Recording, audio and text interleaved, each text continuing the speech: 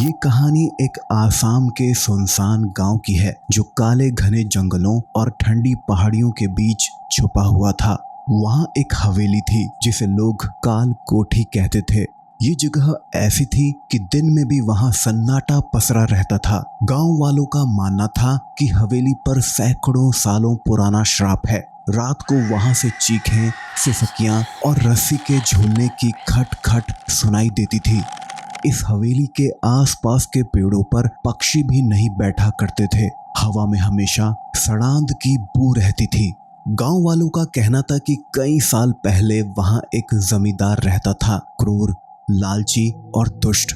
उसकी पत्नी और बेटी एक रात अचानक गायब हो गई। गांव वालों को शक था कि जमींदार ने उन्हें मार डाला, लेकिन उसके खिलाफ कोई सबूत नहीं मिला। फिर एक रात हवेली में ऐसी चीखें गूंजी कि गांव वालों की रूह कांप गई। सुबह जब वो वहां पहुंचे तो जमींदार अपने कमरे में लटक रहा था, गले में रस्सी, चेहरा नीला और आंखें बाहर निकली हुई, जैसे उसने मरने से पहले कुछ इतना भयानक देखा हो कि उसकी आत्मा तक चीख पड़ी हो।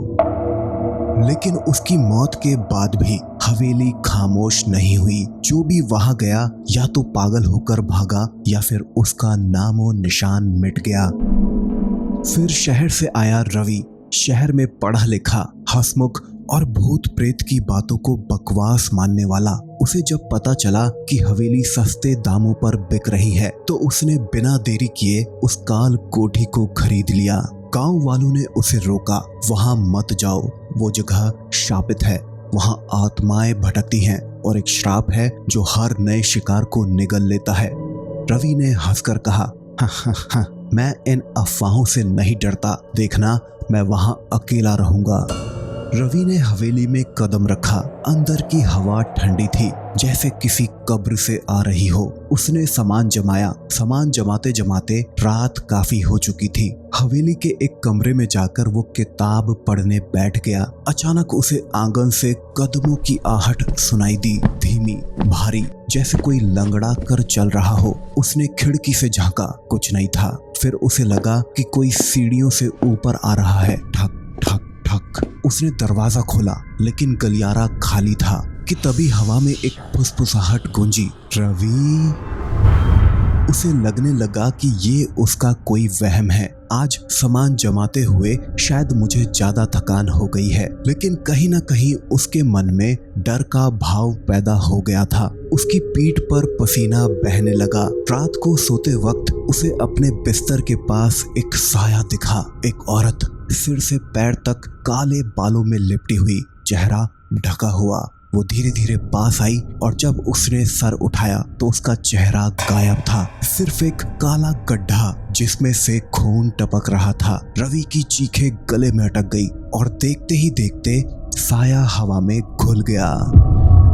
अगली रात रवि ने सोचा कि वो हिम्मत नहीं हारेगा, लेकिन आधी रात को उसे अपने बिस्तर के नीचे खरखराहट सुनाई दी, जैसे कोई नाखूनों से लकड़ी को खुरच रहा हो। उसने टॉर्च जलाई और नीचे झांका। वहां एक पुरानी गुड़िया पड़ी थी जिसके चेहरे पर आंखें नहीं थी। उसने उसे उठाया, लेकिन गुड़िया अचानक हिली और एक बच्ची की हंसी कमरे में गूंज उठी। रवि ने तुरंत पीछे देखा। बिस्तर पर एक छोटी बच्ची बैठी थी। उसका चेहरा सड़ा हुआ था, होंठ कटे हुए और आंखें काली, बिना पुतलियों की। वो बोली, पापा, मुझे भूख लग रही है। उसकी आवाज ऐसी थी जैसे हड्डियां आपस में रगड़ रही हों। रवि ने गुड़िया फेंक दी और जोर से चीखा, लेकिन तभी बच्ची तुरंत गायब हो गई। फिर पूरी रात उसको यही लगता रहा कि कोई उसके कान में फुसफुसा रहा है, मुझे खाना दो, मुझे खाना दो। रवि को अब एहसास हो चुका था कि गांव वाले सही थे। उसने फैसला किया कि वो हवेली छोड़ देगा, लेकिन उससे पहले वो उस कमरे को देखना चाहता था जहां जमींदार ने फांसी लगा ली थी। कमरे में ताला लगा हुआ था। उसने चाबी ढूंढी और रात को दरवाजा खोला। अंदर एक सड़ांध भरी हवा थी और छत से एक रस्सी लटक रही थी। हवा ना होने के बावजूद वो हिल रही थी। उसने टॉर्च से रोशनी डाली। दीवार पर खून से लिखा था, हमें ढूंढो वरना तू अगला है।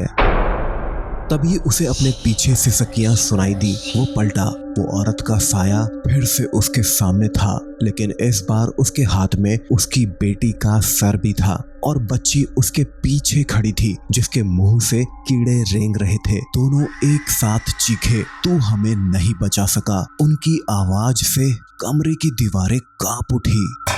तभी रवि ने देखा कि कमरे के एक कोने में गुप्त दरवाजा खुल रहा है। उसने टॉर्च की रोशनी डाली। अंदर 2 कंकाल थे और उनके पास एक डायरी थी। उसने डायरी खोली। लिखा था, जमींदार ने हमें यहाँ जिंदा दीवार में चिनवा दिया। हमारी आत्माएं तब तक भटकेंगी जब तक हमें कोई मुक्त ना करे, लेकिन जो आएगा वो भी हमारा हो जाएगा।